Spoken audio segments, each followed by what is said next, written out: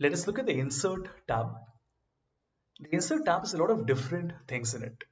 We have pivot tables, illustrations like we do on PowerPoint. We have add-ins, which are additional tools that we can install.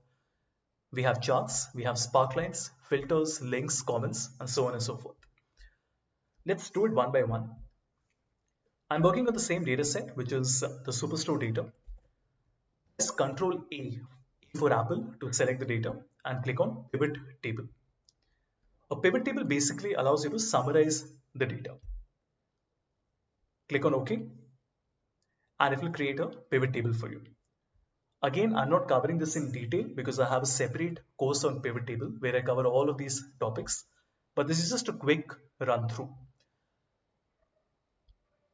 I have a list of all the columns here. If I want to see the sales, I put it in values. Let's say the region comes in filter and my segment comes in rows.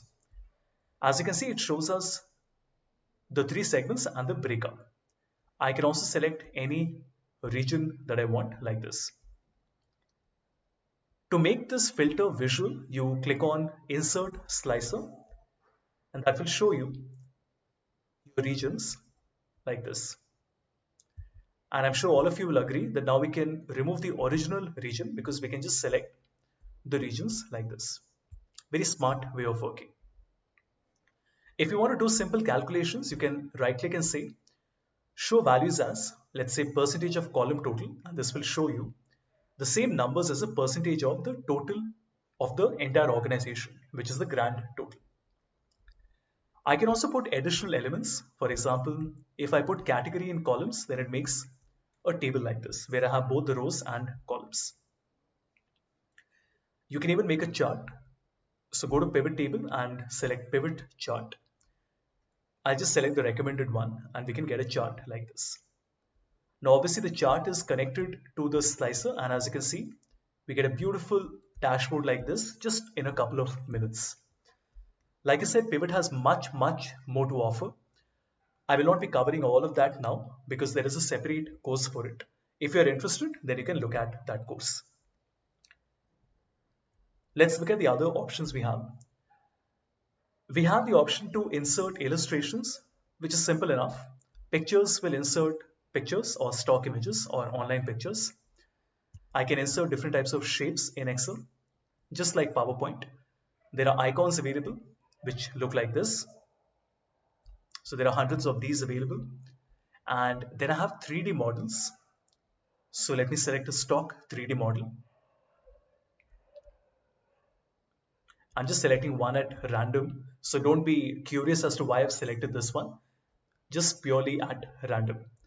So we get a model like this, and as you can see, this essentially plays like a video, and I can actually move it around like this in a 3D space. And it's cool, right? Even though Excel is used for numbers and calculations, it's handy to have certain visual cues and make the Excel file more aesthetically appealing. Similarly, we can insert screenshots and we can insert smart art. Smart art would be like a different process or a list or a hierarchy. For example, maybe the first one, it looks like this. I can even add shape in the top left corner and I can add more elements. It's all dynamic. If you're interested in learning this particular group in more detail, which is pictures, shape, icon, 3D model, smart art, and screenshot, I would recommend that you look at my PowerPoint course because all of these things are common between Word, Excel, and PowerPoint. Then we have add-ins. Add-ins, like I said earlier, are additional tools that you can download and install in Excel. For example, if I click on Get Add-ins, there is a marketplace similar to the iOS and the Android store. And in this, you notice that we have lots of different add-ins available. I'm not sure why the page is not loading. Let me do that once again.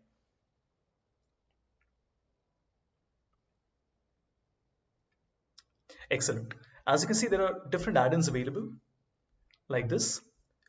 And because there are dozens of these, you can just scroll through and see what you need and what would help you. I'll give you an example. I have already installed an add-in called the People Graph, which is created by Microsoft. Oh, by the way, this is also where you get money in Excel. So in case you want to look at that, you can install the add-in. Let me make this the people graph. Click on add. What it does is something very simple. Let me put it on a new sheet, a blank one, and let me also select the data option, right? So I want to select my data. So I want to say 20 and 30, and I want to say A, B, and C, and maybe a D with a 50. Select the data. What do I want to do? I want to select the data like this, which is 4 rows and 2 columns. I click on create, and as you can see, it creates a nice people graph like this. If I change something here, it changes dynamically.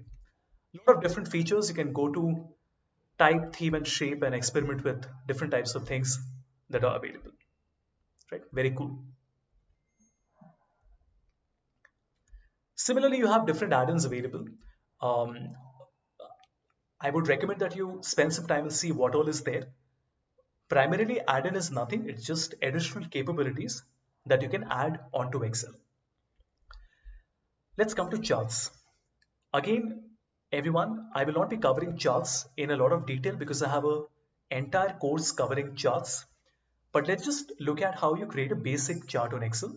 For those of you who probably want to refresh, or perhaps you have never had the opportunity of working on charts earlier. So we'll take a small data set, about 10 rows, and we don't need all these columns. So I'm just going to select region and sales, right everyone? And the basic idea of a chart on Excel is that you first select the data, and then you have different types of charts available. If you want to see a list of all the charts, simply click on the launcher, and this will show you all the different charts available. So column, line, pie, bar, area, scatter plot, map. For financial information, the stock chart, surface and contour, radar, tree map, sunburst, histogram, box and whisker, waterfall, funnel, and combo. You might not have all of these depending on the version of Excel that you're working on. Let's create a simple chart. So I'm going to select my clustered column. Okay. And with your permission, I'll also change the numbers a little bit. Otherwise, the chart will not look good.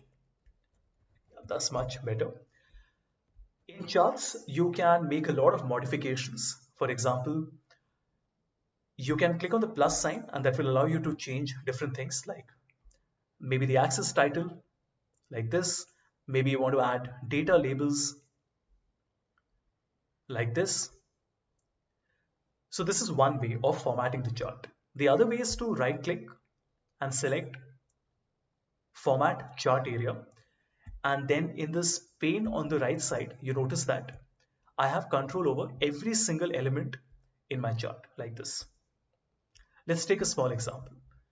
I want to show the y-axis as 0 to 20 and not 0 to 80. So what do?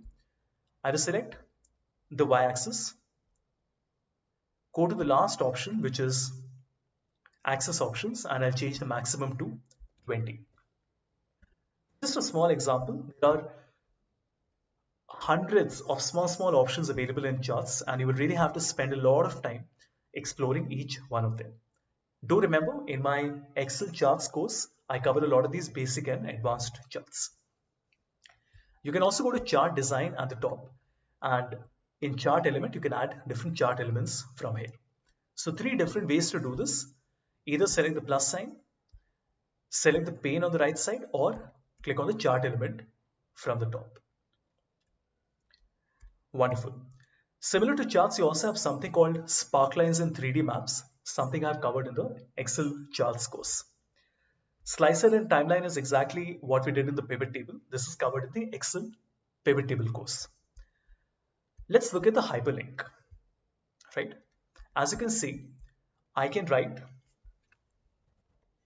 open website, all right?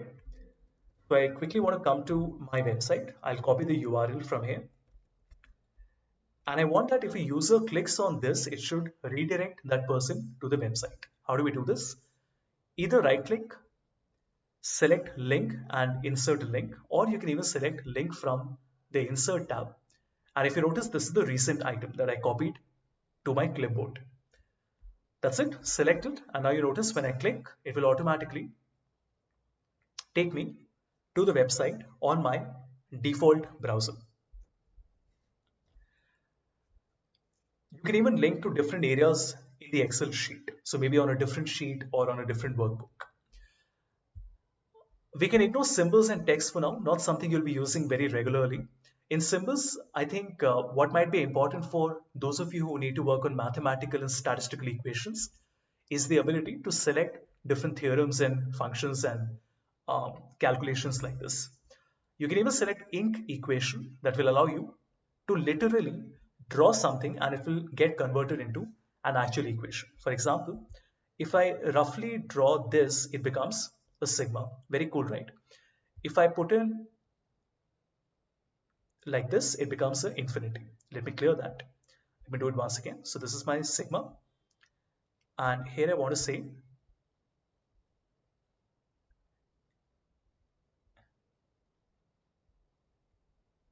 something like this. Of course, if you have a pen and a touchscreen with you, this becomes much simpler. And yeah, I think that's about it. So we have covered the insert tab, everyone. And we are not going to look at the draw tab because this is only for systems that have a touchscreen display, and this is fairly self-explanatory. You have different drawing tools available here. Something very cool that Microsoft has added that I would like all of you to see is the ability to convert an ink to shape. Let me give you an example. Please watch. I'm going to draw a rough square like this, and did you see what it did? It automatically got converted into a proper square. Watch again. I'm going to make what I think is a triangle, and it gets converted to a triangle. Let's try a circle. So I'm going to make this and it becomes a circle. Very cool, saves a lot of time, and you can really make your Excel files look really nice. Of course, on PowerPoint, this would be even more important, but even on Excel, there are instances where you might want to do this. In the next lecture, we will look at page layout and see the way we can set up the page on Excel.